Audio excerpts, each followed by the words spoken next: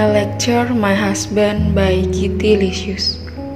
Dulu keinginan gue untuk wisuda menggebu-gebu, karena gue harap setelah wisuda gue gak akan ketemu dosen menyebalkan modelan Pak Arya lagi. Tapi apa mau dikata, kalau takdir berkata lain. Sekarang gue malah gak bisa kalau gak ketemu dia sehari. Segala omongan gue dulu dibalikinnya begitu cepet. Di saat nama gue disebut dengan gelar sarjana yang mengikuti di belakangnya, gue cuma bisa tersenyum dan mengingat-ingat semua perjuangan gue selama 3,5 tahun ini.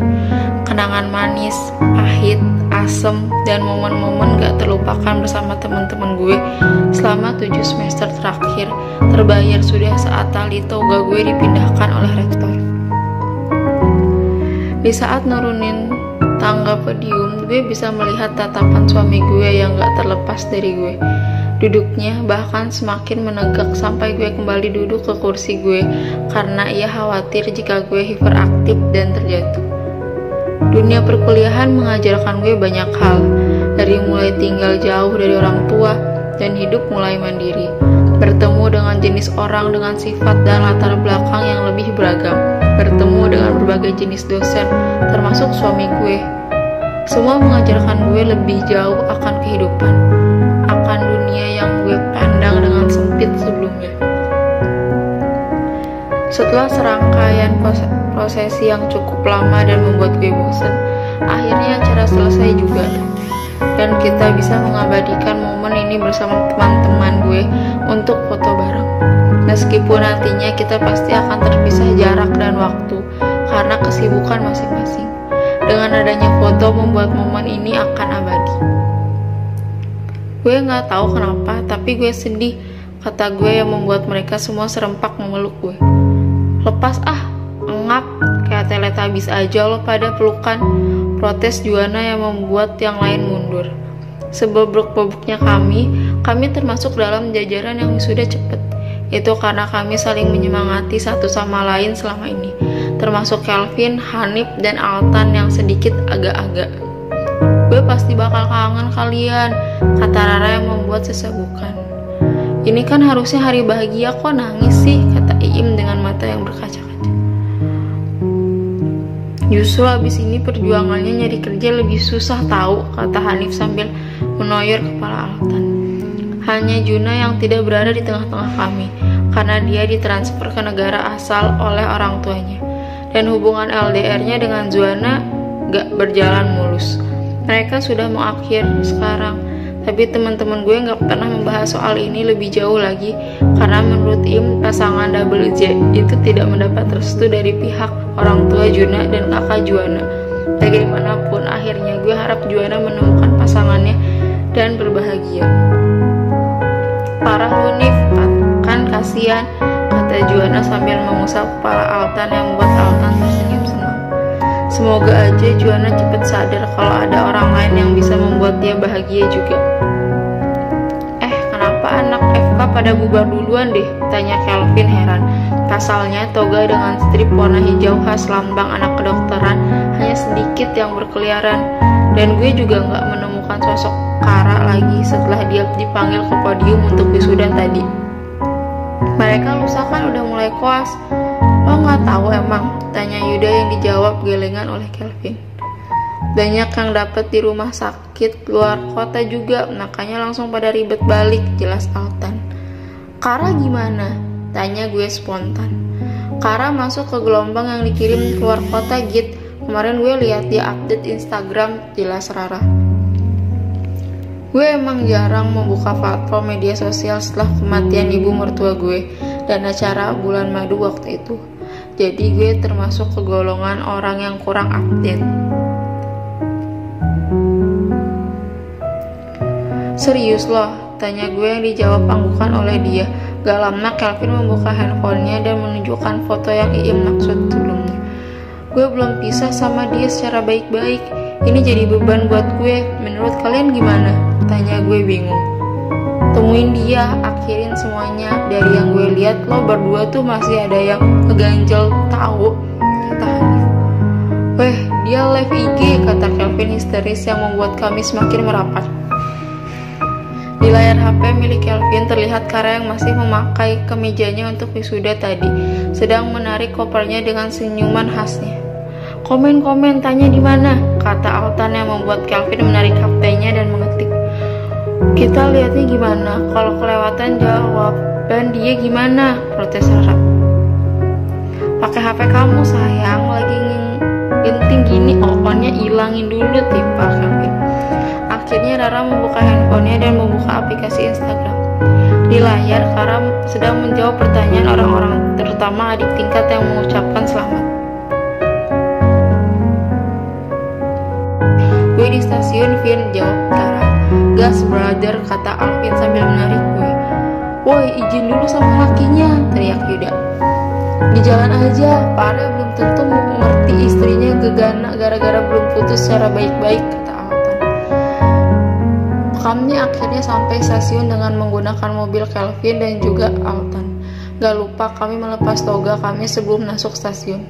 Meskipun kebaya dan jas yang kami gunakan tetap terlihat mencolok. Telepon Gih, kata Altan yang langsung membuat Hanif mengambil handphonenya dan menelepon Kara. Git, pelan-pelan aja, jangan buru-buru, kata Iim memperingati. Kalau Iim digandeng Yuda, Rara digandeng Alvin, dan Juana digandeng Altan karena jalan mereka yang sedikit susah akibat memakai rok. Gue bertahan dengan Hanif. Begitu kita melewati toilet laki-laki, saat itu pula bertepatan dengan Kara yang baru keluar dari toilet. Inggit, tanya Kara kaget. Kamu kenapa kesini? Tanya Kara bingung. Boleh ngomong sebentar? Tanya gue yang dijawab anggukan sama Kara. Gue pun melepaskan tangan Hanif dan perlahan berjalan meninggalkan teman-teman gue ke arah lorong yang lebih sepi. Kara menahan lengan gue dan membawa tangan gue untuk menggandeng tangannya, untuk membantu gue berjalan dengan hak yang cukup tinggi, tapi tetap membuat pegal ini. Dia selalu tahu apa yang gue butuhin tanpa gue memintanya. Aku tahu aku salah karena gak pernah bilang akan perjodohan aku ke kamu sebelumnya, sampai kamu tahu sendiri dan terluka lebih parah. Aku juga tahu aku mungkin gak pantas ngomong kayak gini karena aku udah nyakitin kamu lebih dari siapapun. Tapi aku cuma mau bicara masalah ini agar semua beban dan rasa berdosa aku berkurang. Aku benar-benar minta maaf untuk semuanya, Kara, kata gue dengan berkaca-kaca. Kara menyongkikan senyuman seperti biasanya, dan dia juga membenarkan rambut gue yang sedikit berantakan. Aku udah maafin kamu. Mungkin waktu itu aku egois karena aku bilang aku masih tetap mau mempertahankan kamu tanpa memikirkan kondisi dan situasi kamu juga. Di saat aku melepaskan kamu, di saat itu juga aku maafin kamu, tambah Kara. Air mata gue udah gak bisa gue tahan karena rasa bersalah yang semakin menjadi. Jaga kesehatan kamu di sana. Semangat untuk mencapai cita-cita kamu yang udah kamu impikan dari dulu, Kara. Doain aku semoga semuanya lancar ya. Makasih udah nemenin aku di masa-masa kuliah aku.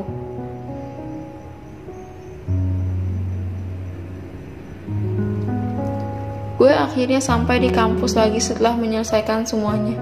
Teman-teman gue gak berani ngajak gue ngobrol sejak pulang dari stasiun tadi karena melihat muka gue yang masih mendung.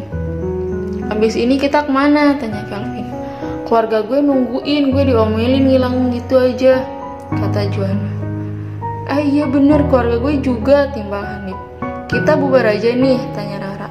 Iya bubar, nanti masalah foto studio mah gampang, kata Altan. Git, lo udah lega kan? Tanya Iim. Gue menghela nafas panjang setelah menganggukkan kepala gue. Rasanya beban gue udah sedikit berkurang. Tapi kayaknya beban lo nambah lagi deh, kata Altan begitu dia melihat sosok suami gue yang mendekat ke arah kami dengan wajah yang gak bisa dibilang baik. Tadi gak ada yang ngomong sama Pak Arya emang? Tanya Yuda yang membuat yang lain kompak menggeleng. Mereka serempak melihat handphone mereka dan wajah mereka berubah menjadi panik.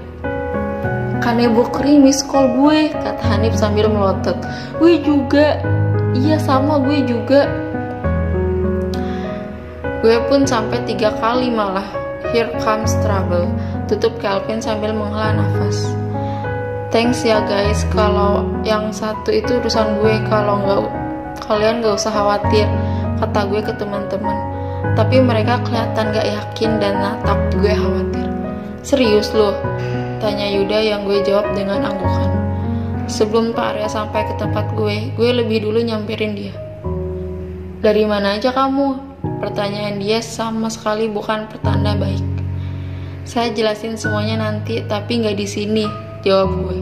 Gue akhirnya bertemu dengan kedua orang tua dan mertua yang terlihat khawatir. Gue menjelaskan kalau gue tadi berfoto sama teman-teman gue yang tidak sepenuhnya berbohong. Setelahnya orang tua dan mertua gue ngajak gue dan suami gue masih bertekuk mukanya untuk pergi ke studio. Menjelaskan semuanya ke suami gue memilih untuk tetap di dalam mobil setelah kedua orang tua dan mertua gue keluar. Saat tadi ketemu Kara, kata gue yang membuat cengkraman Pak Arya ke setir sedikit menguat. Saya cuma mau menyelesaikan semuanya secara baik-baik karena selama ini semuanya serasa membebani saya, kata gue mencoba jujur. Jadi pernikahan ini hanya menjadi beban untuk kamu? Tanya Pak Arya dingin. Bukan mas, bukan itu. Perpisahan saya sama Kara bukanlah suatu hal yang terbilang lancar. Saya belum minta maaf sama dia. Saya belum menjelaskan apapun sama dia. Apa dengan kamu menjelaskan ke dia? Kamu berharap dia masih akan nunggu kamu? Tanya Pak Arya dengan nada yang emosi. Mas, bukan itu, teriak gue pada akhirnya. Gue tahu dia lagi emosi, tapi gak gini juga. Berhenti berpikir buruk tentang saya sama Kara, karena kami sudah berakhir. Selama ini semuanya gak cukup buat mas yakin sama saya, tanya gue pada akhirnya. Saya udah nyerahin semuanya mas, semua. Jadi tolong mengerti kalau saya cuma berniat mengakhiri semuanya sama Kara. Karena saya... Gue melihat Pak Arya menantikan kelanjutan kalimat gue, tapi gue menggigit bibir gue karena gue terlalu malu untuk mengungkapkannya. Gue menelan ludah secara kasar dan menghela nafas.